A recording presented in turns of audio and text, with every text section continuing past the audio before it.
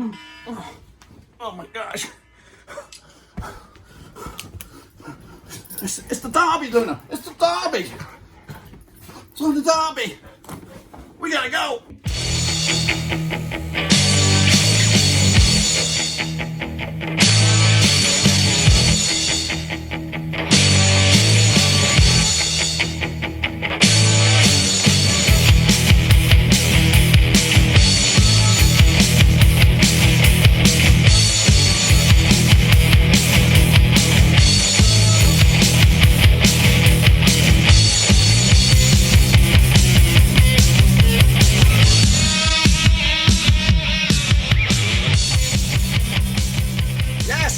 Folks, a game that requires no introduction got himself a spectacular introduction. That's right, it's the East Lancashire Derby, and I got my preview coming at you in just a second. Because if you knew where you've been, smash your subscribe button. All things Rovers related, Blackburn Rovers related, Blackburn Rovers related. Of course, it's a game, of course, that only seems to come once in a bloody blue Christmas, and hopefully it's a blue and white bloody Christmas, of course, as we go to Turdmore for the first time in the league in a long, long time. How long? We'll tell you, of course, in a second. Of course, people shout about VIPs. They are the patrons, of course. And of course, if you do, check out the links down below, Twitter, Facebook, all that kind of stuff. We even have a Discord. That's right. So let's get into this. Of course, it's coming at you on Sunday. That is right, and we're looking forward to it, as hopefully as you are too. So let's take a look. And of course, the two teams under the microscope. That's right. I've got all dressed up for this, and it's a work night. It's a school night. It's Burnley, it's Rovers, of course, at Turdmore. Of course, take a look at the coaches. 36, babyface assassin, big old Ed himself, Vinny Company comes at you. 36. Oh, I've had shits older than that guy. Goodness gracious me, he should be back in school, high school, kindergarten, unlike our main mythical legend that is JDT. Champions League winning player, might I add, JDT up against, of course, Champions League failure, Vinny Company, of course. But Vinny Company's boys currently find themselves tip at the top of the table. As Rovers, though, guess what? We have to settle for second best. Come at you in number 2 spot. We'll look at the table shortly. Of course, 1.7.4 points per game for Vinny Company at the moment. That's, of course, as a coach, all in his whole tenure. Same can be said for JDT's 1.69 dudes, because with that sexy, he has a 69 in his win bracket. Of course, take a look at, of course, the most valuable player. It's a loanee. It's a motherfucking loanee. It's Taylor Harwood-Bellis. They haven't even got an expensive player on their books. Unlike our main man, of course, the Chilean Harry Kane, Big Bad Bob Retty, is valued at £16 million, of course. So they may be number 1 spot in the league, but of course, who's the most valuable player on the turf at Turdmore? It won't be that guy. It'll be that guy, a blue and white legend in the making, of course. Take a look at the E-values. Then, of course, Burnley do have a bit of money in their team. They were Premier League just last season, of course, so they should be competing for for promotion. As for Rovers, though, we let 3 of our established first team members go for pittance, for nothing. But of course, it doesn't really matter, because we're second in the bloody league, and we'll take it all the way to the bank. They have an E-value of £3 million compared to €2.43 million. They have 5 youth nationals. We have 7. Of course, they have 17 Johnny foreigners. We have 7. We even had 11 Englishmen, or 11 British folks starting the game against West Ham, which, of course, we did win. I don't want to get this I sound a bit cocky coming into this. I don't want to sound cocky. I want to let the Rovers do the talking. But anyways, take a look. Let's go back here. Of course, the journey, for Rovers this season. Rovers are the hollow, the solid circle. Of course, we had our moment in the sunshine, top of the table. And, of course, we've been in and around the playoffs for the vast majority of the season. Burnley had a bit of a staggered start, but, of course, picked up the points. And, of course, once they got into the playoffs, they never looked back. They've actually been top spot now for a few weeks. And they look like they're going to end up in the top 2 at the very least, coming at you into the World Cup.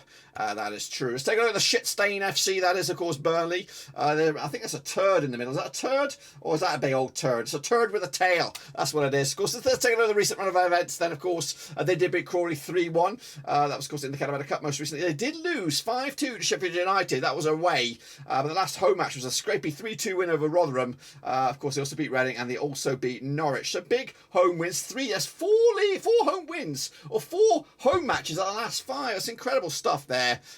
Maybe favouritism perhaps on EFL. So take a look, of course, the games heading out of this, of course, they are going to be taking on QPR. I've just seen the draw in the Calamata Cup. They'll be taking on, actually, they'll take on Middlesbrough on the 17th, then they'll take on Manchester United in the Cup. That is correct. Or Man City, or Man United, that was it. Then it's Birmingham, then it's Stoke, and then it's Swansea into the new year for Burnley. Of course, as for, of course, the team, let's take a look at it. Of course, Munich will be between the sticks. They've got a couple of other options. Peacock Farrell as well, been around for a few seasons now. At the back, you've got Taylor Harwood-Bellis. They've got Connor Roberts, who's going to Qatar. Jordan Breyer as well. Vitinho, of course, a winger, or fullback, should we say. Can play up further forward as well. Take a look at the midfield, and, of course, beyond, Ian Matson's been a revelation. Josh Brown has been dubbed the best player in the league from unbiased parties as well. Samuel Bastian, who else have we got in there? Ashley Westwood. Who else is standing out? Of course, when you move further forward, you're looking at the likes of Anas Saruri, has been a wizard on the wing, as has Manuel Benson. Ashley Barnes still looking around. Scott Twine has been a mystery. I don't know what's going on there. And Ashley Barnes still chipping in with the goal. Jay Rodriguez is your man.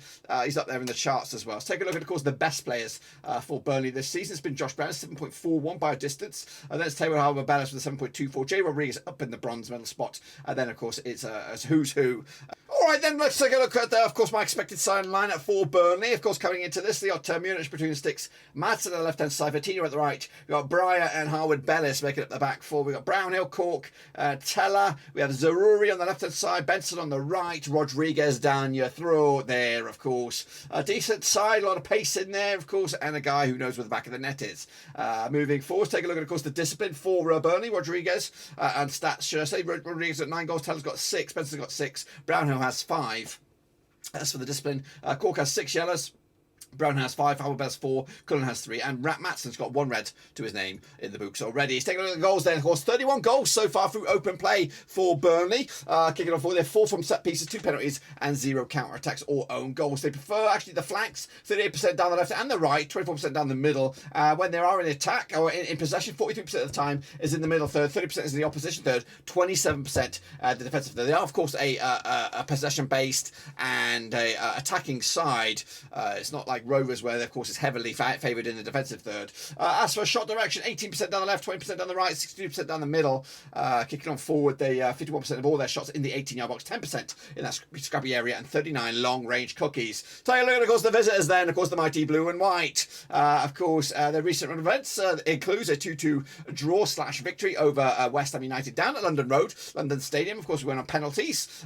Meanwhile, we also picked up a win over Huddersfield Town. We did lose to Coventry on the road. Tricky result that. Hull City as well, we picked up the win, and of course a win over Birmingham. Of course, heading out of this, and of course heading out of the World Cup, we take on Preston in the other derby. Of course, that's back at Ewood Park on the 10th of December. Following on from that, we take on Norwich High Flyers there. There's Tony Moby derby on the Boxing Day before Middlesbrough, and then Cardiff, back-to-back home games either side of the new year.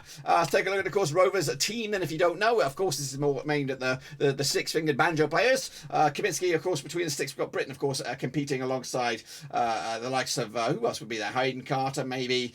Pickering, of course, fancied at the moment at left back, and then of course our trio of Hyam, Wharton, and Ayala in the middle. Young Ashley Phillips, of course, in the mixer. As for the midfield, of course, you've got the likes of Bradley Dack, probably going to be on the bench at the best. Of course, Hedges, of course, competing for a spot. He ain't going to the World Cup, and of course Jack Vale with a goal this past midweek. Up top, we've got Diaz, of course, Smodic, Gallagher, with McInday maybe getting a cameo from the bench as well. Did he do enough to shine a spotlight on him over the midweek? Take a look at the star players. It's been Ayala, 7.21 for him. Kaminsky, 7.11. Of course, 7.11 also for Tyler Morton. Adam Wharton up there with number 4 spot. Travis, 6.99. This is what I've gone with, and I think on paper this is my best 11. Of course, there is arguments maybe to get in Hedges in there somewhere, but yeah, on paper, if everybody's fit, this is how I do it. And of course, how our opinions change. Of course, Kaminsky, Wharton, Ayala, and Haya make up a back three. Pickering on the left, Britton on the right, Travis, Morton, Smodic over Dak. It seems to be a no-brainer. training right now. The energy, the tempo, the never say die attitude from Spodich.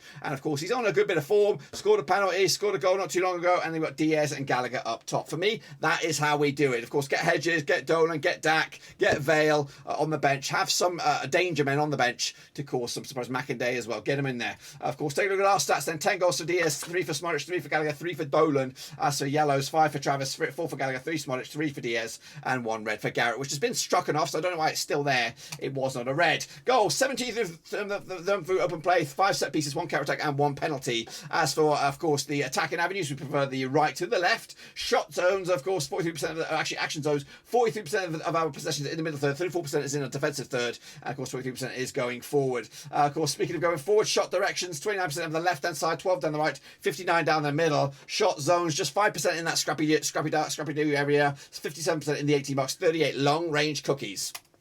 Let's take a look at the recent form then. Of course, Burnley's home form up against our away. 5 wins on the bounce for Burnley. However, let's take that Crawley one out of it. The Rotherham game was very last minute. Just the 1 goal between themselves and Norwich and Reading. Of course, the Swansea game was another beast. As for Rovers, though, 3 out of 4 games victories on the road. Of course, we did this to Coventry most recently. But we, of course, had a couple of sloppy 1-0 losses earlier in the season there. Of course, let's take a look at the last 6 there between the two sides now. Of course, if you want to look at it all in all over the course of the last 6 matches, both home and away, Burnley are favoured than Rovers. In fact, we haven't won the last 6. It's a critical stat right there. Of course, Burnley last beat us at Ewood. It was in the League Cup back in 2017. It was a 2-0 win. They were a Premier League side. We were, I think, maybe League One, maybe Championship. I don't know. I can't really remember. But there was at least a division between us. Last time I played each other at the Championship at Turnmore, it was a 1-0 win for Burnley.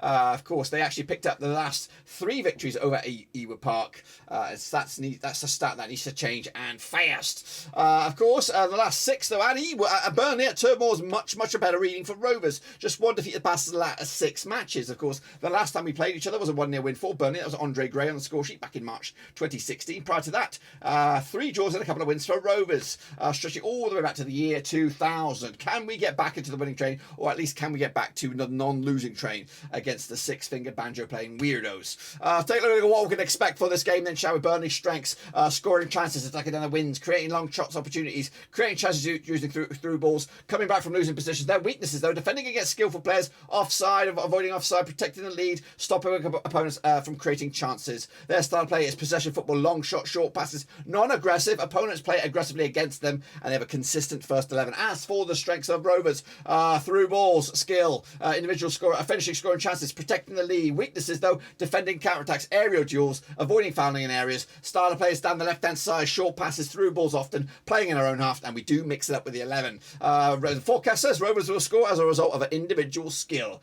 Let's hope that is right. Taking a look at the form table now. Of course, this is both home and away. The last 6 games, Rovers are top with 15 points of a possible 18. Burnley are third at the moment heading into this. As for the home form, Rovers are top of the pops there, winning 6 on the bounce at 18 points of a possible 18. Burnley are in second spot. That's what we're up against. It's not our home form versus their home form. It's our away form versus their home form. Now, that's where, of course, all this optimism and positivity by me is starting to wane a little bit, because we are going up against the fortress here. It is not the fortress of Ewood, it's the fortress of Turdmore. It's made of bricks of shit, turds, floaters, whatever you want to call it, curlers. It's a brick shit house, literally a brick shit house of turd, but they sit second in the table, so we're gonna have to do something not many teams have, of course, getting results against Burnley. Not only beating them, period, is beating them on their own turf. It's a tough order, but can we do it? Just take a look at our away form, though. This is where it stinks, though, for Rovers. Rovers' away form is down here in 18th spot. Burnley's away form is 10th, so if the roles were reversed and we've taken them at Ewood Park right now, I would fancy our chances much more than I do when we go to their shithole. But of course, pressure is on them, though. Pressure is on them. They're top. They're the Premier League team. They spend a lot of money. We, of course, the has-beens. We're in a false position. People don't believe in us just yet. And rightly so. I think there is question marks to be had for our team. But the pressure is on Burnley. If we can go in here, park the bus, and get an early goal, you never know. We never bloody know. Take a look at this. I don't even know what this is. Editor, sort that shit out, mate. You're letting me down. You're letting the side down. What is all this horse shit? We are trying to clean it up for you right about now. That's probably as best as I can do it. Let's take a look at, of course, the best sides, and possession best side is Burnley, 60.6% possession, Swansea, Norwich, West Brom, Middlesbrough. Then it's the most aggressive, Sunderland lead the charge there, Swansea, Blackpool, Middlesbrough, and then Sheffield United. Aerial duels leading by Preston, Wigan, Middlesbrough, Reading, and then Watford. Shots per game, Sheffield United, Norwich, QPR, Stoke, and then West Brom. Pass accuracy, Swansea, Burnley, Rovers, Norwich, and then Middlesbrough. Ratings, I don't give a rat's ass about that. Moving on to what else going on in the Championship. Of course, it all kicks off on Friday. That's today. Birmingham against Sunderland. Of course, Luton against Rotherham. Of course, later on Saturday, Bristol City against Watford, Preston against Millwall, Coventry against QPR. We have Huddersfield against Swansea, Wigan against Blackpool. Bit of another derby there. Norwich against Middlesbrough. Zinger indeed. West Brom against Stoke. Hull City against Reading. Cardiff up against Sheffield United. But the game of the weekend, and that ain't no question. I don't stutter indeed on this one. Is that Turdmore? It is Burnley, the Freaks, up against Rovers, and of course, former Premier League winners. Coming at you. So let's take a look at the table then, heading into this. Of course, Rovers in second spot, Burnley are in top spot, just 2 points separate the two sides. But Sheffield United could technically put a wedge in. There's all of this crazy batshit East Lancashire derby nonsense. They could actually be top of the pops when kickoff comes around. They could actually put Burnley back into second spot, and Rovers out of the top two with a win against Cardiff. A draw or more puts them into second spot as well. So it's looking likely that the top two will not be the top two when kickoff comes around. But it's been billed as the top two clash, so we'll see about that, of course. But meanwhile, win for Rovers. Guess what? We could go top of the pops. We could go top of the... No pressure, guys. No pressure. But of course, we did visit the journey here. I don't know what I was looking at earlier. I think I looked at that already. Let's take a look at the goal scoring charts then. Yates leads to charge on it with 9 so far. Hogan as well with 9. He's been ripping up for Birmingham. McBurney also with 9. Ndai 9. Rodriguez has 9. Akpom up there with 8. Morris 8. Sargent with 8. Esteban also joins the gang. As for the assist, Thomas Johansson, Chair, Clark and Barcelar. Oh, so it all boils down to this, folks. Prediction now. Of course, there was a lot of stats out there. The form is not great. Of course, the recent run of events against Burnley has not been great. The bookies, of course, don't have us fancied as well. But I am going to be a negative Nelly Pants. I just think when you look at their team and look at their it's on their own ground. It's going to be a very tough match. They can rip open teams, and I think if we are not on our game, which we haven't, we've been on our game recently, but a goal early doors from Burnley could open up the floodgates.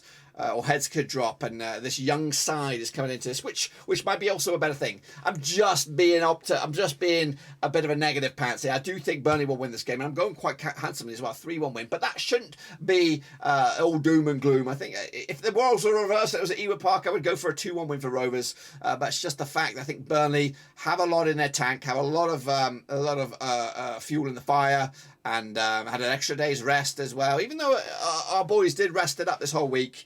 But I'm using this as a possibility that maybe some people will, or maybe some Rovers will look at this and go, you know what, let's prove that punk wrong and get this right. So I'll give you my left testicle, of course, for a victory against these boys, because it is our biggest game of the season. There's no question about it. When you look around the other teams in the Championship, your Watfords, your Sheffield United, your Norwiches, they're also, of course, Premier League quality, and of course are going to compete for the playoffs and maybe even more than that. But at the end of the day, this is it.